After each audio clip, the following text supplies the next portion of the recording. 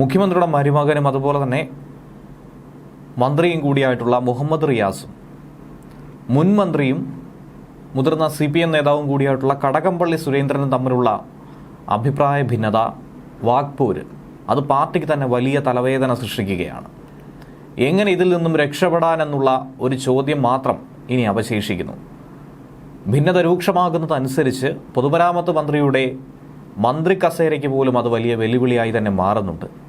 അങ്ങനെ ഒരു പരിശോധന ഉണ്ടായാൽ, ഇതുവരെ ഉണ്ടായ കാര്യങ്ങളൊക്കെ തന്നെ ചികഞ്ഞെടുക്കാൻ തുടങ്ങിയാൽ പലയിടത്തും പലതരത്തിലുള്ള പൊട്ടലും ചീറ്റലും ഉണ്ടാകുമെന്ന സൂചനയാണ് അടിവരയിട്ട് നൽകുന്നത്.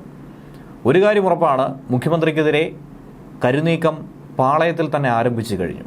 പാളയത്തിൽ പട എന്ന് പറയുന്നത് പോലെ തന്നെ ഒരു ഭാഗത്തു നിന്നും G. സുധാകരനും അതോടൊപ്പം മറുഭാഗത്തു നിന്നും കടകംപള്ളിയും ഒന്ന് തുടങ്ങിയാൽ വളരെ എളുപ്പത്തിൽ മന്ത്രിസഭ തന്നെ താഴെ ഇറങ്ങുമെന്ന കാര്യത്തിൽ ഒരു സംശയവും വേണ്ട. നിലവിലുണ്ടായിരിക്കുന്നത് താൻ ഒരു ജനപ്രതിനിധി എന്ന നിലയിൽ ഒരു നിയോജക മണ്ഡലത്തെ പ്രതിനിധീകരിക്കുന്നു. ആ മണ്ഡലത്തിന് ആവശ്യമായ കാര്യങ്ങൾ തൻ്റെ തന്നെ സർക്കാർ ഭരിച്ചുകൊണ്ടിരിക്കുമ്പോൾ നടപ്പിലാക്കാൻ എളുപ്പത്തിൽ കഴിയുമെന്ന വിശ്വാസ്യത ജനങ്ങൾക്കിടയിൽ ഉള്ളതുകൊണ്ടാണ് വോട്ട് കിട്ടിയത്.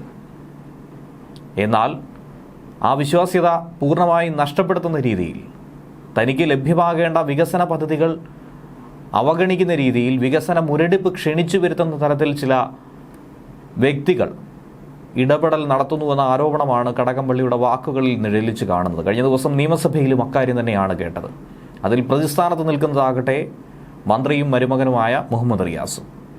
സ്മാർട്ട് റോഡ് വികസനത്തിൻ്റെ പേരിൽ ശക്തമായൊരു ഏറ്റുമുട്ടൽ നേരത്തെ കടകംപള്ളിയും അതുപോലെ തന്നെ മുഹമ്മദ് റിയാസും തമ്മിൽ ഉണ്ടായിരുന്നെങ്കിലും അതിലും കടുത്ത രീതിയിൽ തന്നെയാണ് കഴിഞ്ഞ ദിവസം വീണ്ടും ടൂറിസം വകുപ്പിനും മന്ത്രിക്കുമെതിരെയായി രൂക്ഷ വിമർശനം ഉന്നയിച്ചുകൊണ്ട് കടകംപള്ളി രംഗത്ത് വന്നത്.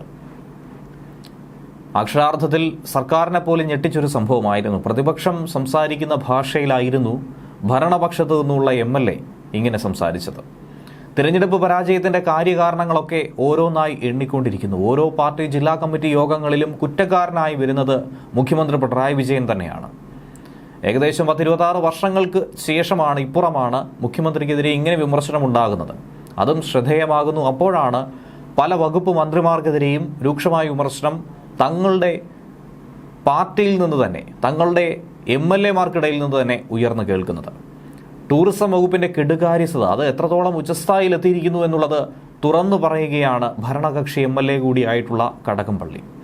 റിയാസിനെ മുൾമുനയിൽ നിർത്തുകയാണ് നിയമസഭയിൽ അദ്ദേഹം ചെയ്തത്.